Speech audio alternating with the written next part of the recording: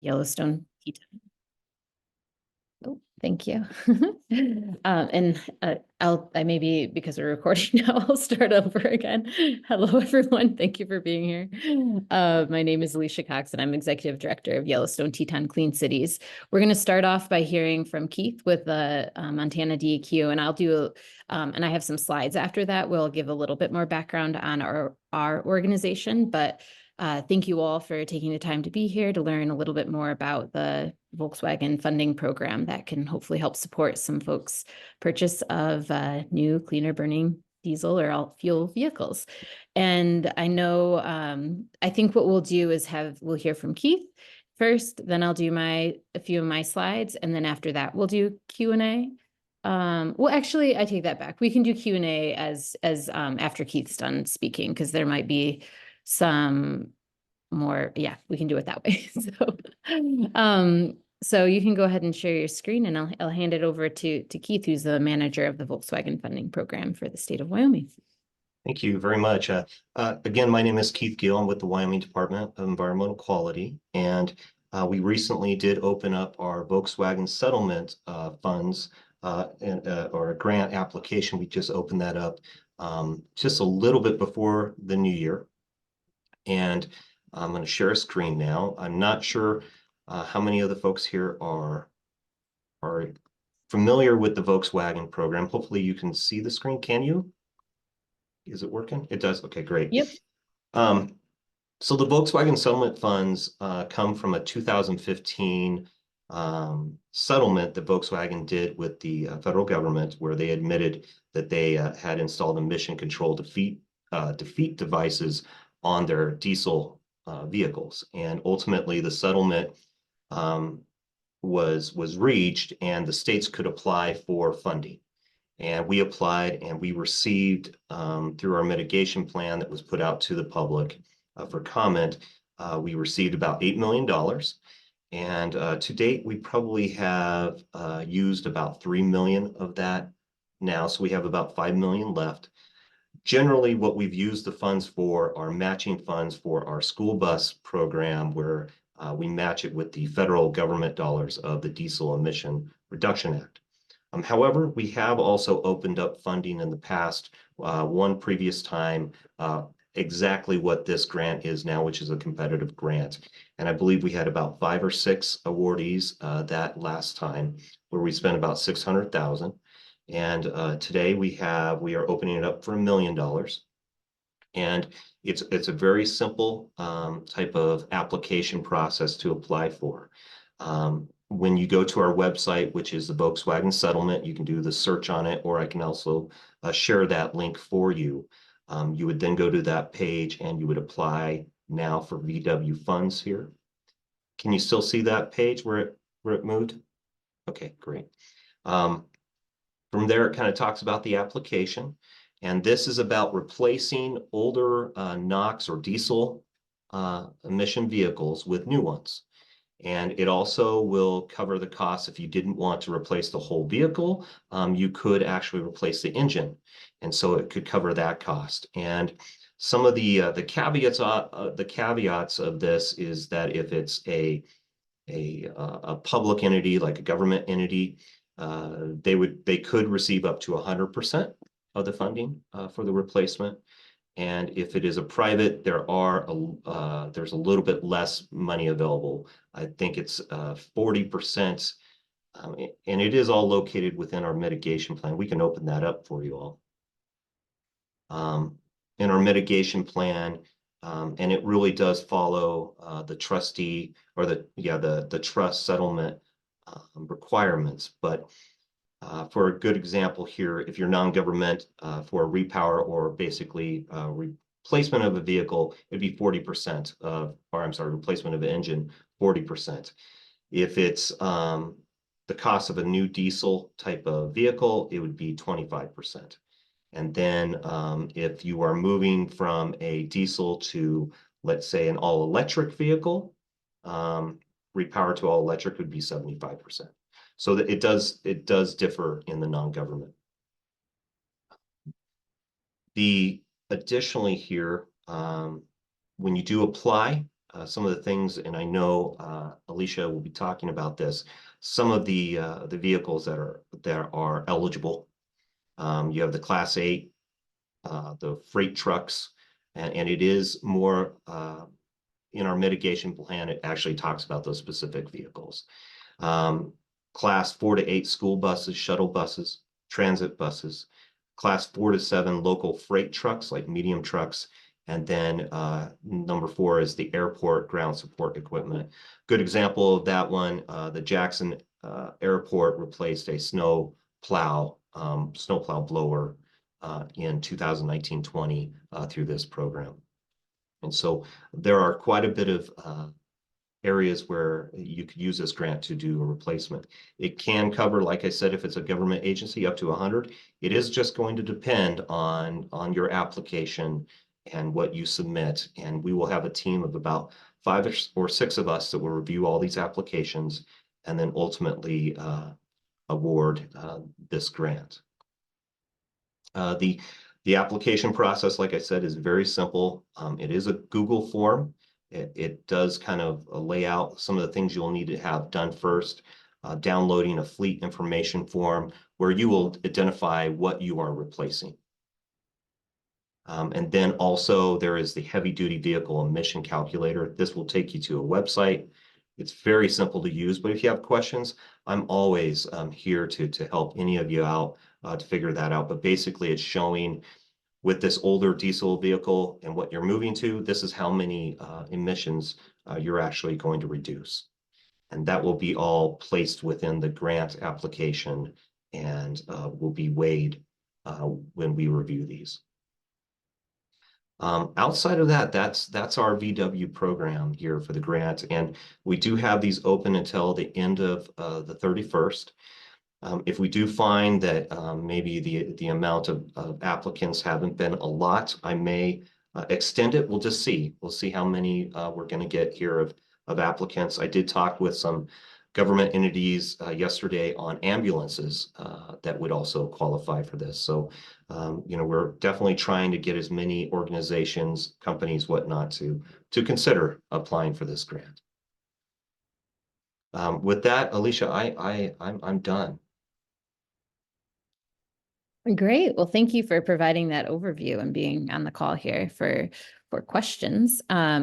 I will go ahead and let some folks ask you questions directly before I hop into my presentation. So let's see, we have one already in the chat. It says, for this round of funding, would all electric freight switchers, rail car movers be eligible? I guess give me some more details. All rail, give me some more details on the vehicle itself, if you could. Allison, would you mind going off mute and mentioning? Clarifying a little more. Yes. All electric rail car movers are basically exactly the same as freight switchers, which is an eligible mitigation action item under the VW program. So I was just wondering if that was one of the eligible mitigation action items that would be eligible for this round of funding. Let me double check. I don't believe it is. Let me double check. It isn't one of the 4 listed on the. I don't think we had that one listed. But if that's something we need to add in the future, we can do that. We obviously will be opening this up again. This won't be the only time that we have this grant available, and that's a great question and some input. We can definitely make that addition to this grant. Thank you. Sure. Let's go with Gil, since you've put your camera on.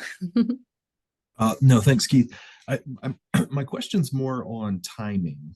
So I work for the Grand Teton Lodge Company out on the park, and we are in a contract extension with the National Park Service, but we're hoping to win the next contract, and that hopefully gets released soon.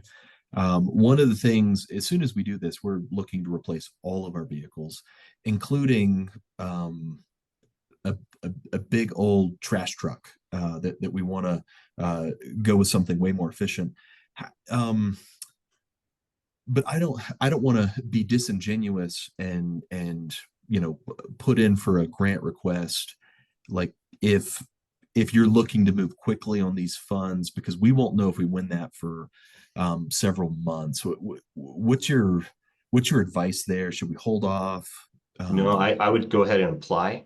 It's going to take some time, especially I'm not sure what type of vehicles you're going to be replacing through this grant, right? So it does take some time to get that new vehicle in. I probably should kind of talk about that process too. If you do get the award, what will happen is that we'll work out an agreement with you of basically it's a contract and saying that these are the type of things you'll need to do, like you'll have to, let's say you're replacing a vehicle, you'll have to destruct your older vehicle and fill out a form for that, take your photos of the destruction of that. And that all happens when you get your new vehicle in hand. So you don't have to destruct any of your older vehicles until you have that replaced. Sometimes, like with these school buses, what we deal with is it takes time to get that new school bus in. So I've seen sometimes 6-7 months to get them in. So it's really going to depend on what you're replacing. But I would go ahead and apply. And if here in a couple months, I would say in a month, I'm hoping to have, or by the end of February, have the announcement of those awardees for this grant. Sounds good. Quick follow-up question. So this trash truck we have, and if we need to destruct it, we will. But we were thinking about converting it into something that just handles like compost, right? Something that could help us with that. Do these vehicles have to be full replacements? Well, the vehicles don't have to be full replacements. So if you'd rather just replace the engine in them, you can do that. And that would cover that. But let's say when I say they destruct the vehicle, it doesn't mean they need to be put in a cube at the end of the day, but they cannot be run again. So a good example, because it's the best way I understand is how I've been working on these as school buses. What you need to do is you need to make sure that that engine can no longer be used, has to have a hole put in the block. And I believe also I've seen them cut a line on the frame, so cut the frame. But you could use the vehicle for other purposes, just as long as you're not obviously on the road and using those emissions. It would defeat the purpose, I think, of what the settlement grant was really meant to do, which was replacing these older diesels with newer, cleaner diesels or alternative energy, which reduces the amount of NOx. And it's the same idea. I think that they took it from the DARA grant of the feds. It seems very similar. Okay, cool. Thank you. Yeah, not a problem. And let's hear from Eric.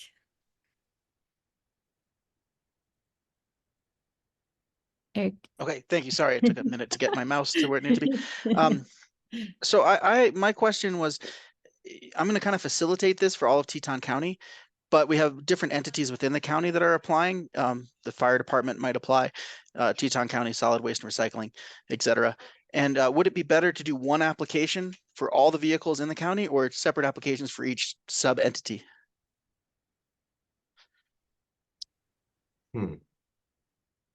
That's a great question. I'm kind of leaning towards separate, but I don't want to make it more difficult on you as well. I would say, you can put them, that fleet sheet has various lines that you can add all of those within there. If it makes it more simpler to try to combine them all as one, I see no problem with that at all. Obviously, I think everyone needs to understand that doesn't mean that it's awarded all or none. Obviously, I think the group will look at them and see the most cost benefit and NOx benefit out of that and from the application. I do think that the application is going to be a little bit longer for you if you do combine them all. But I can work with you on that, Eric, and we can work through that process to make it as simple for you, okay? But I just didn't want to, yeah, that's great. I just didn't want to be like, okay, no, we would approve the ISWR truck, but not the fire truck.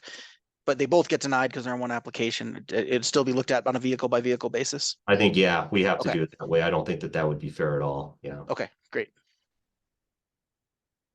Dustin? And to be honest, the last two questions were more or less the same as ours, but I might reword them, a little bit. And also just I wanted to take a second to say, thanks, as you mentioned earlier. So I work at the airport. We were a beneficiary of one of your last grants. So again, thanks on that. But as you mentioned, and just to kind of confirm, obviously the applications are due by the end of this month, and you anticipate like a February, March, or 1 to 2 months to come back with the award, because we're in our kind of budget season, and I'm just trying to determine kind of how that looks. Yep, that's exactly it. End of February, I'd like to have those out so people can start planning ahead. And like you said, your budget, I'm not sure, Dustin, what your budget season is. Is it the fiscal from like the state from July till June? Correct. Okay. Yep. Yeah, that'd make a lot more sense. If you have some, and this goes towards the whole group, if there's some issues on trying to meet that January 3rd, 31st deadline, let me know. If we need to extend it, let's extend it. I'd rather not, but I totally understand. It takes some time to put this together and talk with your group. So I'll work with you all on this. Cool. And then the other question was kind of asked, whether it's better to have, multiple individual requests or kind of one larger one. It sounds like in general, you guys will look at them and could divide it up, even though it's all in one. We could, and I think if the group has some questions or concerns about having them combined, I think that we reach out to the applicant and have that discussion with them prior to making that decision. But I want to work with this group and whoever to try to get these applications in. And so if there's a good list of them under one application, that's fine, as long as it's all under still the same organization. Whether it's Teton County and you have multiple divisions under that, departments, then it makes sense to have them all under that, just as long as it's representing that they're all under that same umbrella. Does that make sense? It does. Okay. And then just, I guess, two other questions. One, say you're eligible for 75% or 100% of a particular item in the application, and the way that's set up, you have to like fill it out in order to kind of look at the form. So I haven't seen every page of the form, but the question is, would it be on us to like say if it's 100% that could be eligible, that we'd take anywhere from 50 to 100%? Is there a spot to kind of like share that, or would you guys decide on a percentage? Yeah, within the application, and maybe I could show it here. Let me just kind of go through each one. In the application, here, I'll just share this. Apologize. This is it. Hopefully you can see that, Dustin. I can, yep. Okay, great. Well, this is the second page after you put in your information, like your contact information. Within there, you'll talk about, let's say your project name is replacement ambulance. You just say, hey, this is what the expected total project cost is. You have the location, and then you say, oh, this is what we're requesting as funding. So if it's something that you're requesting, hey, we'd like to see 100%, obviously you can put that in there, and then you put like your project timeline when you're hoping to have this done, meaning that you have the new vehicle in place and everything is constructed. Then it gets into these application questions, and it starts talking about the best benefit achieved, with NOx emissions. It starts getting into like the total cost associated with completing the project. You've kind of already talked about that, but it puts it within the questions there, where they're going to be rating these on each question. You see like 20 points here, 10 points. So it does kind of get into a little bit more details, but certainly if you're looking for 100%, put that in. If you're looking for 50%, add that in. It just really depends, I know, for each organization. Can I ask a quick question? Yes. We were starting the process of filling this out. And we were struggling to find somewhere, we can't figure out on a refuse truck, the current emissions.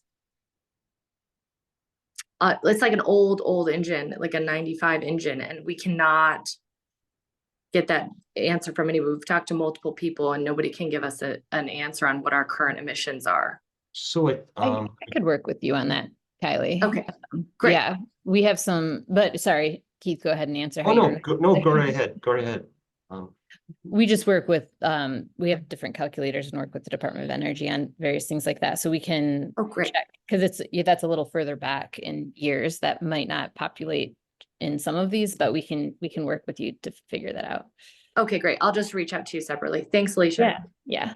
That's great. No, and if you can, Alicia, if it's okay, I might reach out to you too if we have some more of those questions on those calculations. That's great. Yeah, we did a lot of the calculations for the Montana DEQ, their Volkswagen settlement check. So we can work with folks on that. Great. And let's hear from Tanya. Hi, thank you. I have two questions that hopefully will be rather short. The first is just, I want to make sure we fully understand the requirements of the vehicles that are being replaced. From reading the settlement document, it sounds like anything replaced must be a pre-2009 vehicle. I want to confirm that and see if there are any other things, you went over the size requirements a little bit. And then do you have a sense of when the funds will come available again? Is this, are we going to see this again next January, or is it going to be 3 years or 5 years before we see it again? Great question. Yeah, pre-2009. I think that's what we're looking for. And obviously you're going to get the most NOx reduction benefit from that. Obviously engines have changed since then, but they get better every year. But as for when the funds are going to be available again, the funds we will no longer have access to those funds after 2027. So we are actively trying to get these funds spent. We must. Last thing I think the state of Wyoming wants to do is return funds that we've received, especially when they can be a benefit to this, to the state and to the people here. So there will be, just to let you know, we'll open up this application. I'd like to do it again at the end of, maybe the fourth quarter of this year. I'd like to do it again, and so we can get those funds out. Additionally, I'm still working with DOT, or Wyoming Department of Wyoming Department of Transportation, on charging stations as well, and that will be a separate grant. We have 1.2 million set aside for those funds, but we need to work collaboratively with them to release those funds.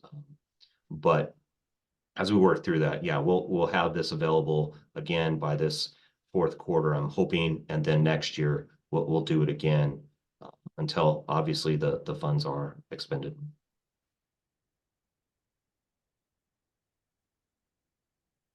Okay, and then let's hear from Florin. Hi, I have also two quick questions. One of them is, if we have old pieces of equipment that we can retire and could destroy, does it have to be the same vehicle type that we replace? Like if we've determined like, oh, we have this 25-year-old street sweeper that we don't need to replace, can we destroy that and get, say, a snowplow truck or a snowblower or something else that we actually do need instead? Yeah. Or does it have to be a one-to-one replacement? I think it's a one-to-one replacement. I mean, you can replace, basically, let's say it's a diesel and you want to replace it with electric. Yeah, absolutely, you can do that. But yeah, it would need to be the same equipment type. Yeah, you're replacing it because of it's that same equipment that's now going to have reduction of NOx. You can show that one-to-one when you, especially when you apply here, you say, hey, this is what we're going to be able to reduce it by replacing this vehicle. So. Okay. And then my second question, are there specific criteria or approved manufacturers or products Or do we just propose what we find that's like some kind of electric version and somebody on your end reviews that? That's it, the latter, yes. Yeah, Okay. you're proposing that. This is what we would like to replace it with. You're going to show what, you're going to be providing information to us, like in a sense of cost. So you're going to get a whole listing of everything about that vehicle, that then the group can look at this and make a determination. Great. Thank you. Yeah. And let's hear from Matt. Hey, thank you. We were recently awarded the Low and No Emissions Grant Award. Could we apply for this to help out with our local match? And if so, how would we do that? So you were awarded what? I'm sorry, Matt, I'm not sure what that is. So Low and No Emissions Grant Award. So I'm with Teton Village Association, and we have shuttles that transport skiers from the ranch lot to the base of the ski area. And we're looking to replace all of those. And we applied for a grant through the FTA, and we were awarded it to replace all of our buses with full electric. Oh, But we have a local match. I'm wondering if this could help out with that. I don't see why it couldn't. This is not a federal grant, so it's not like something that's going to hinder you to apply for this. This is outside of that. We received these funds. They're a trustee settlement that we received.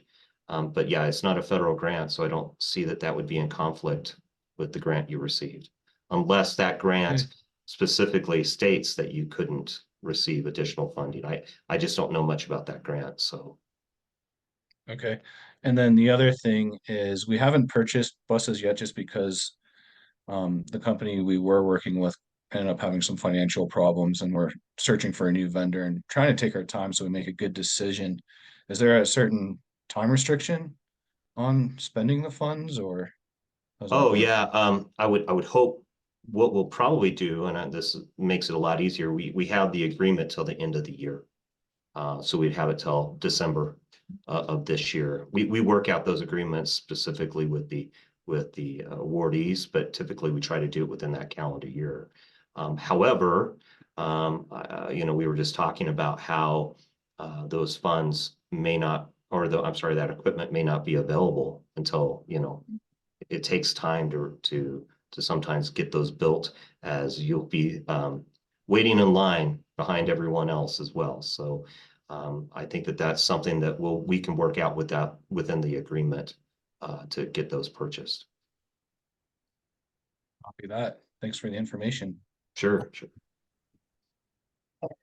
I have a question to clarify kind of the percentages that you're willing to fund. So as it's been mentioned that government can, you can pay for 100% of the vehicle, but then for-profit entities, it's only 40%, or I think it's a little different depending on the vehicle class. And I actually have some charts that I can share with people with those. But so you're going to make the determination based on the grouping of applicants that you get for this round on what you're willing to fund. Like you're not going to, right now, you're not saying if a government entity applies, we're going to fund 100% of that vehicle. You're going to see what you get to like maybe distribute the wealth. Yes, like maybe yes, 80% exactly. here and okay. Yeah, we're going to look at the applications, and I mean, there's several factors. We have a whole point system. Ultimately, you're looking at the best NOx reduction and the most benefit. Ultimately, I think that is how the point system was really set up. But I really need to leave it up to the group to come up with that formula of the amount that they're going to award.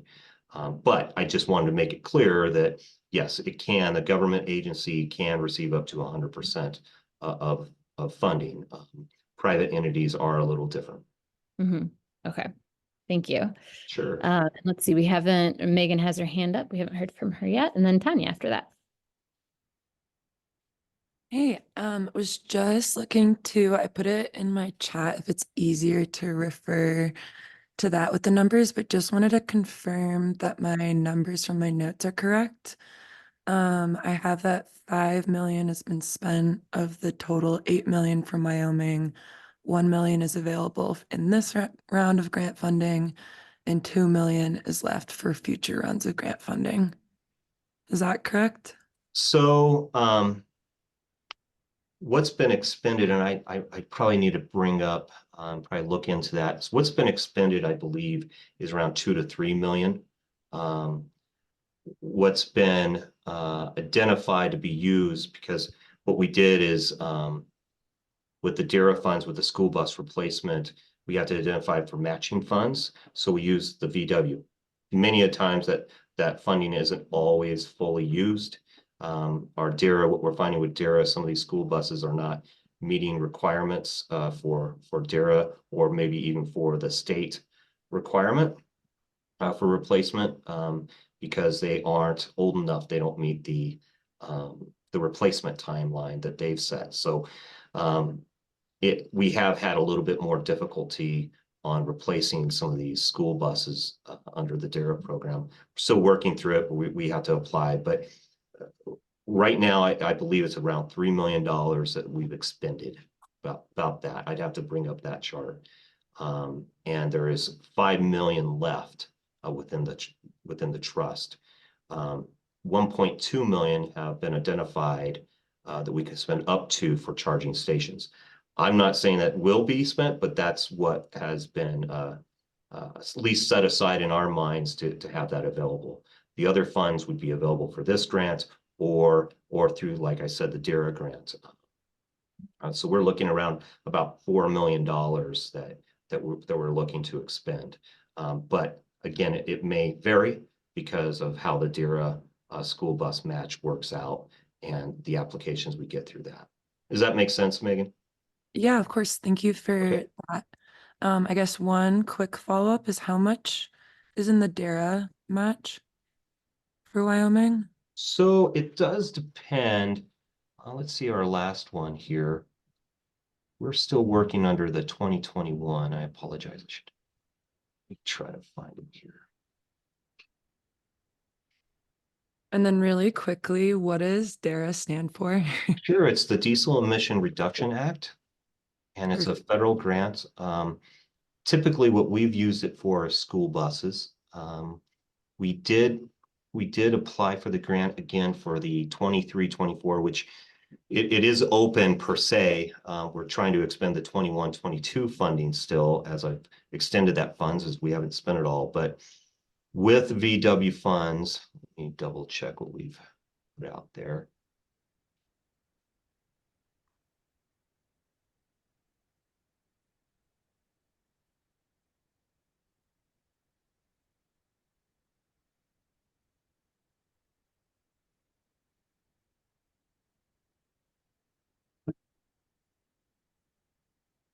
Sorry, I should have had this up. Apologize. No worries. I appreciate you diving deep into the numbers. It's really helpful.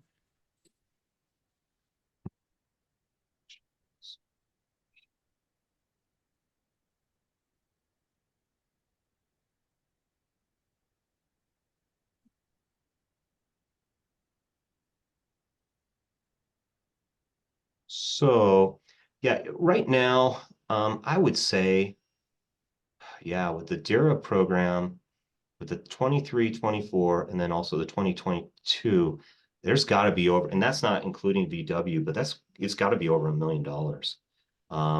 But to receive that full $1 million, we still have to do the match with VW. Does that make sense? It's not exactly like a 1-for-1. They have a different calculation for that when we apply, but it ultimately it's a 1-to-1.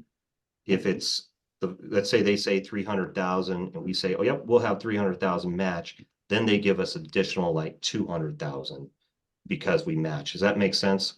So, but I would say definitely over $1 million is in the DERA funding right now, just the federal grant itself. Gotcha.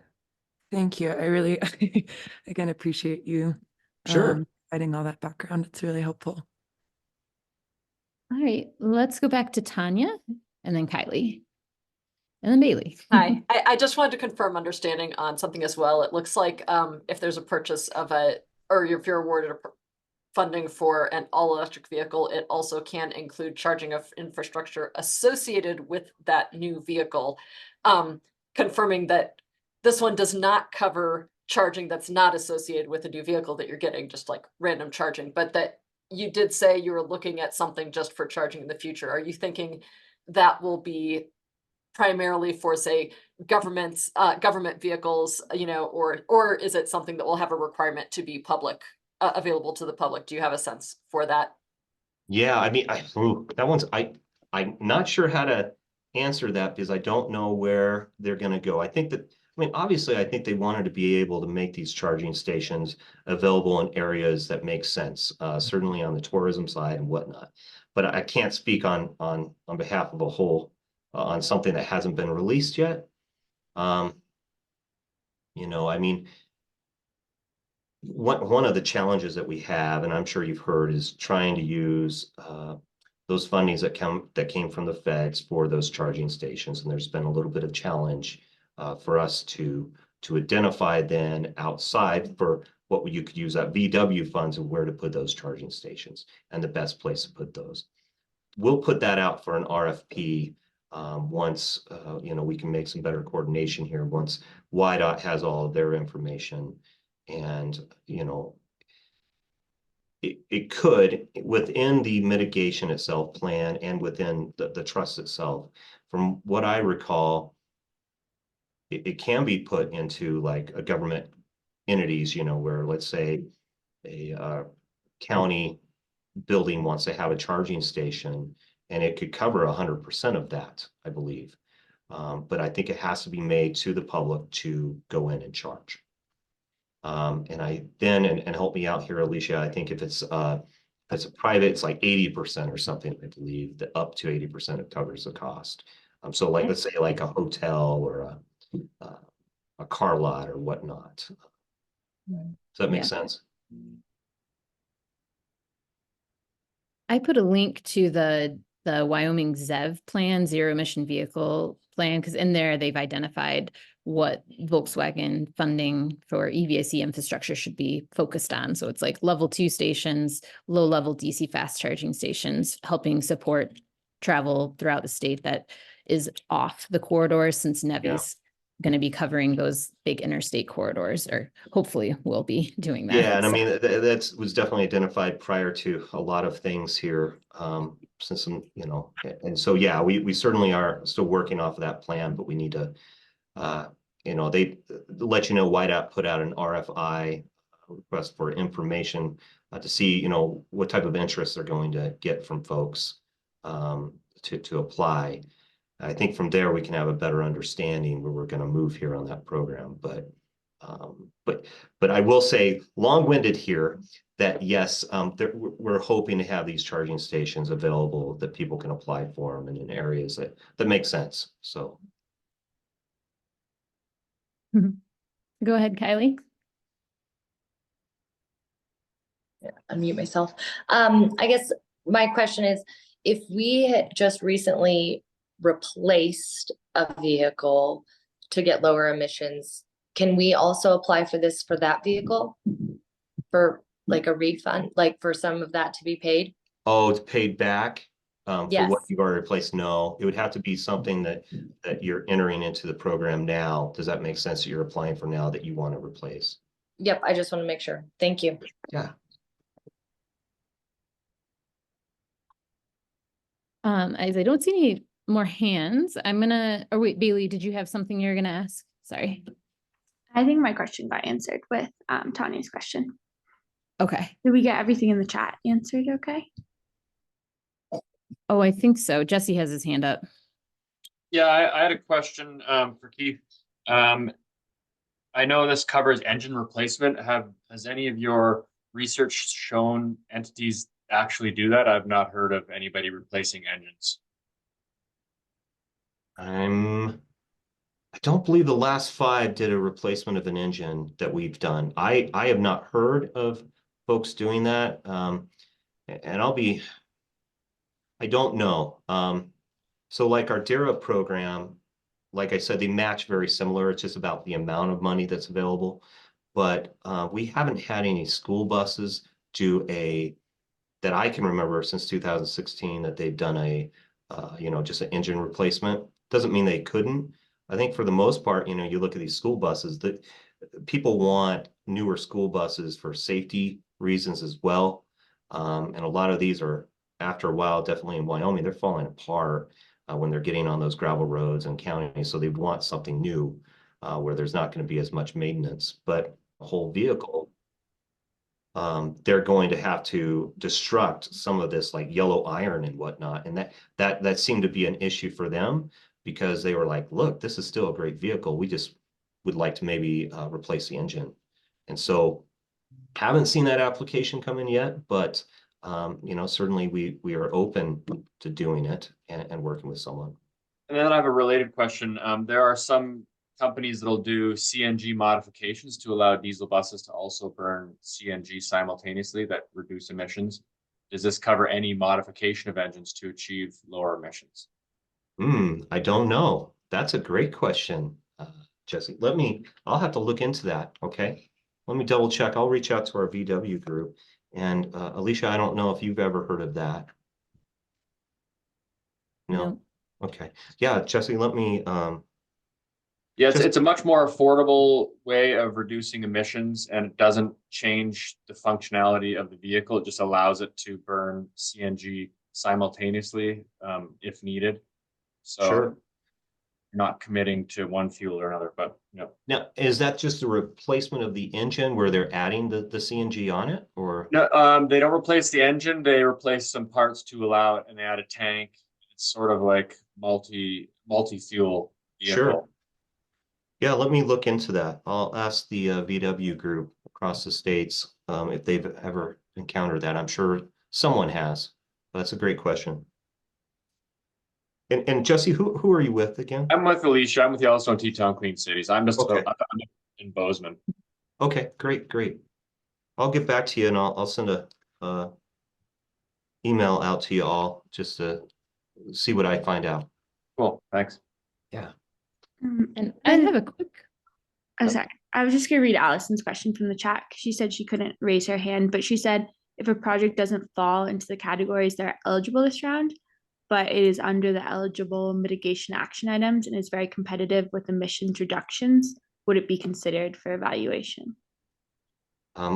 Won't be this time, but I'm going to open it up for the next grant. We'll make sure we open up those other areas within our mitigation plan.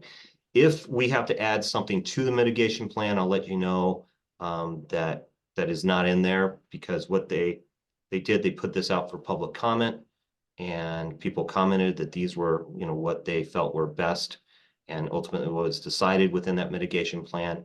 If we have to change the mitigation plan and add some more things from the trust itself, we'll have to put that out for public comment. And so just to kind of keep it transparent for everyone. And I have a brief presentation I'm going to run through real quick, and then hopefully we can end with maybe a couple more questions if needed. But my share function is a little funky right now. I don't know about this. Do I do the present? Does that present?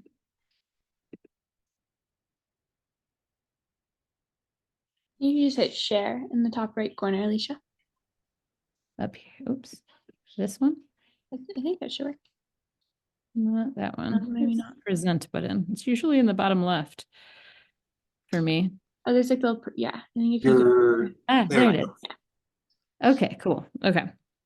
So just wanted to give a little brief background. I know some of you are very familiar with our organization and some are new. So we are a Clean Cities Coalition. We're a program of the Department of Energy. So there's about, I think, 75 coalitions throughout the country doing similar work to ours. So we're a nonprofit. We have offices here in Jackson and in Bozeman, and board members who are spread throughout Wyoming, Montana, and Idaho. And though our map shows us really focused on the greater Yellowstone ecosystem, in recent times, we've really been supporting folks throughout all of Wyoming and Montana. And perhaps we'll have a map to reflect that soon.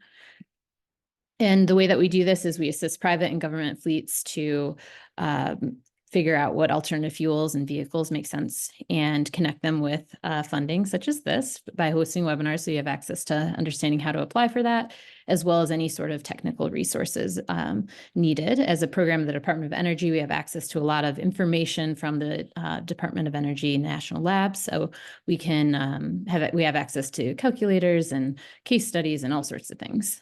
We help to develop alternative fuel infrastructure that helps folks have easier access to those vehicles and fuels that need the infrastructure to actually be out there on the roads. And then finally, we do education and outreach to the public, as well as really anyone that wants to listen to us. So just briefly, these are the 4 that are eligible mitigation actions that have been highlighted as what will be funded during this round.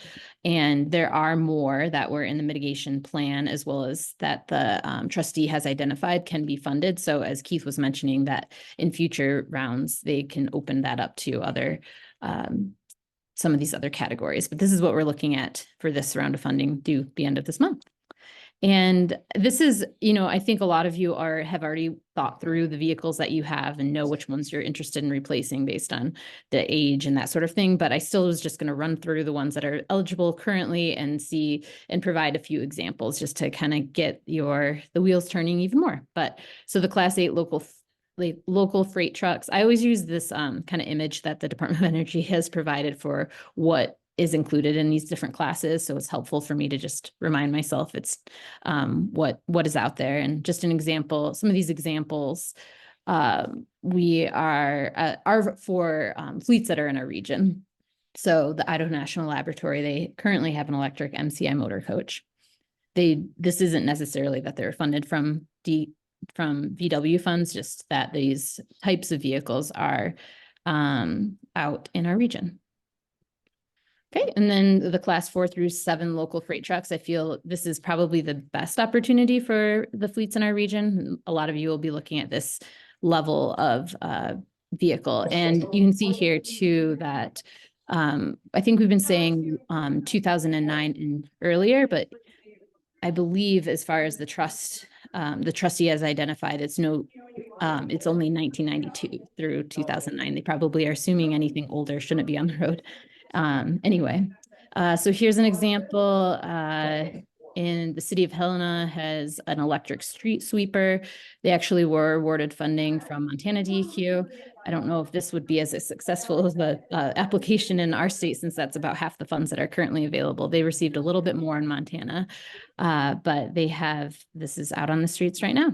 Another one, Grand Teton National Park. I know they're represented here on this call, but they received funds through the Wyoming Volkswagen funding, the first round of funding for a compressed natural gas refuse truck. And so they're seeing a lot of savings, fuel cost-wise, as well as emissions. This is a busy slide, but I'll share these slides out later. And I don't know that we have many school districts, if any, on the call right now, but this is just an example of some of the school districts that are using an alternative fuel vehicle, and then there's quite a few actual electric buses available. Havre, Montana, Jesse, our project manager, he has visited with them, and they have 2 electric buses. A fun story of theirs is that there was one very cold morning where their diesel vehicles wouldn't even start up, but they were able to use their electric buses. And then Sublette School District, I forget which number, but down in Pinedale, they've been using natural gas school buses since 2013. They currently have 8. And I believe they have utilized the Volkswagen funding through the DARA match program to receive at least a few of those buses. And then the airport ground support equipment. I should have put Jackson as a case study, but there's others I don't know why it says CNEC refuse truck. I guess I copied that from a previous slide, but they had 4 pieces of equipment that were funded through the Montana Volkswagen settlement. And I think that's all I have. One of the things that I mentioned earlier is that we have the ability to help with some of the emissions calculations that you all need. We also have the ability to do some research if you're interested in understanding what manufacturers out there are offering electric, natural gas, propane vehicles that you're interested in. We can come up with lists. We have a pretty comprehensive list there for the school buses, but we can work on that for some of the other vehicle types if folks are interested. So I'm gonna stop there and see if there's any more questions before we reach the hour here. Let's see. I don't know how to stop sharing. Here we go. Okay, great. Thank you all. Kylie, do you have another question? No, okay. Great. Okay. I would add something go just ahead. about vehicles in general. Bozeman has, of course, a whole fleet of propane buses. Those are options. Billings, Montana has 13 CNG refuse trucks. So there are other examples throughout our region that we can ask questions to and find information. So we're not the first doing any of this. Yeah. I actually meant to do a screenshot of it, but if you go to our website on the front page, we have a map of a lot of the different alt fuel projects or vehicles that are deployed throughout our region. So you can see what is out there. And if we don't already have the contact on that map, you can reach out to us and we can connect you if you want to check out how or learn how that's going for a certain fleet. Does anyone have any other questions? I know we had a lot of time for that previously.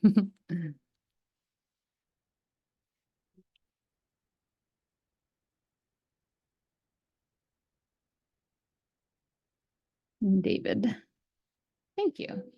Good. Well, great. Well, we can end it there. We have this recorded. I'll share those slides, and we have a few case studies of different fleets utilizing fuels that we can also share out to those who registered. And then feel free to reach out with questions to myself and Keith, and we hope that we can get some pretty good, successful applications in for this round. So thank you. Hey, thank you again so much for having me on. I really do appreciate talking with you all. So this is great. Yeah, we appreciate you taking the time to be here because that was a lot of pretty detailed questions that you fielded. So thank you. It was helpful for us too. I'm learning as we go through this. So I appreciate all your guys' expertise on this. So thank you. Great. All right. Well, with that, we can end a few minutes early. Thank you everyone for being here, and we'll be in touch. Thank you. Thanks, guys. Yeah, Alicia, will you email out that recording? I was in another thing, so I missed the vast majority of this one, but I would love to hear the conversation.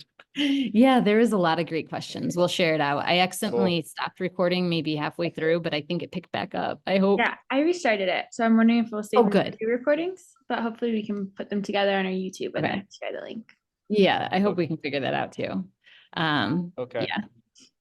Yeah, and I don't know, I sent out an email to some lists that I found that we had previously had for a lot of the like electeds in communities throughout the state, but I don't know how many you communicated with JW, but we did get quite a few more registrants. Yeah, I called some people after I this talked. morning, so. Oh, good. Yeah. Okay. I mean, you have at least one school district on right now that I can see. Oh, good. Okay. Jim, who I've been chatting with, and Cody. Oh, perfect. Hi, Jim. Expressed some interest and stuff. Yeah, but exciting conversation. Yep. There's a lot of interest, so that's good. I think they'll get a lot of applications, it sounds. Probably far more than what they have funding for, but that's okay. Okay. What is it needed, Bailey? Do you need my email, or will that just come from Alicia? I just would love to share this recording with a couple of folks also that I know that were interested but weren't able to attend. Just take your email specifically and make sure to send it to you. What is your email? Okay, maybe I'll just type it into the chat real quick. Yeah, I can just screenshot it. Yeah, we'll share it from our YouTube, but I can also send out like specific emails to people who want it. That'd be so nice. Thank you. Yeah, appreciate you. All Cool. right. Thanks. Yeah. Farewell, everyone. Bye.